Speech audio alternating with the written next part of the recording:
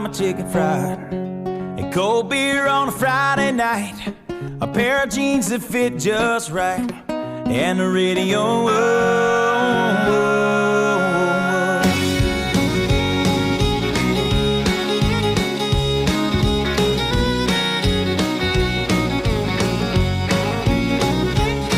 Well, I was raised up beneath the shade of a Georgia pine, and that's home, you know. Sweet tea, pecan pie, and homemade wine, where the peaches grow. In my house, it's not much to talk about, but it's filled with